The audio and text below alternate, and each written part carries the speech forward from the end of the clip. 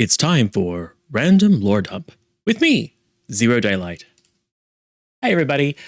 Oh man, last week was super cool. Awesome fun. Did not go as expected. I thought that before we begin the second part of our pilot adventure, it might be good to just do a quick kind of last time on sort of summary.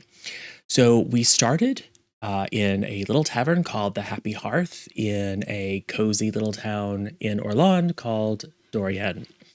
Our misfit party of adventurers and investigators were having a late dinner. I thought it'd be fun to toss out a couple of different people, like strangers, maybe set up some intrigue, like some good guys and some bad guys.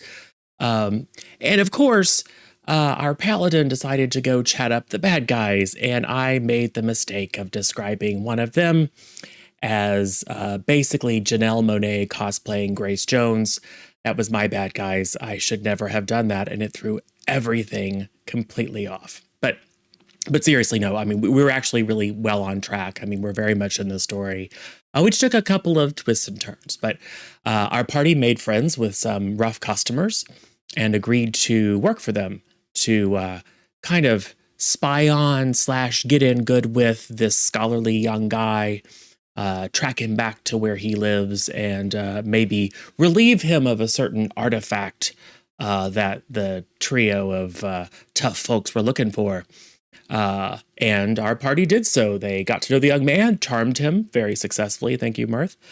And as they were escorting him back to Leadbloom Cottage, where he was staying, they met a unicorn. And it was beautiful and magical and also undead, and it did try to kill them. They murdered it instead, which is probably good for the story overall. It did get a nice shot and was able to do a free splenectomy for Juice's character. So, I mean, I guess fantasy worlds also have universal healthcare. But one of the weird things that happened was that it had this glowing crown on its head, and it seemed like through telepathic communication that maybe there was more than one intelligence in it, like it was being controlled.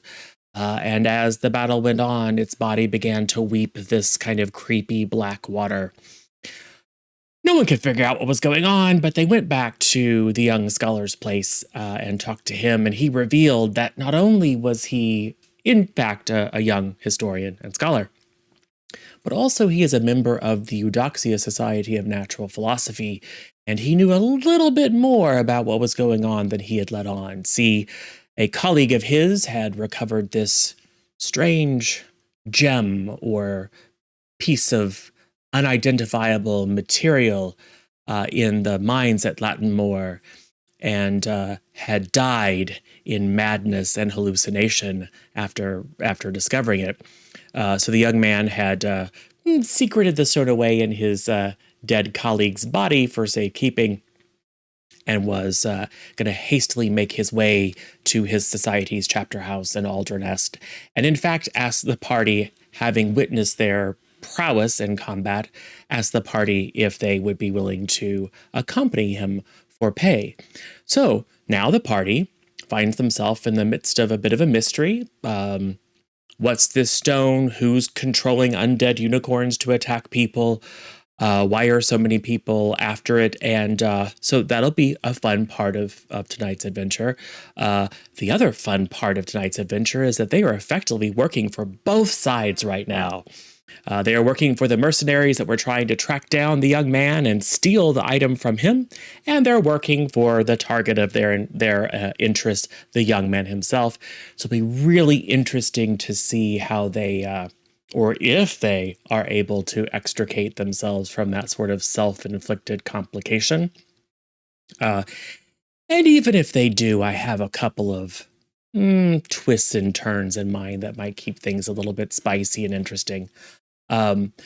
We are going to end where we end. I feel pretty confident that we'll get to a nice story beat in this particular adventure, but hopefully, based on your feedback, we'll have a chance to maybe continue the story at some point. But either way, I hope you enjoy and join us for the second part of the adventure, and we'll have, I think, some fun stuff to share and some great conversation after.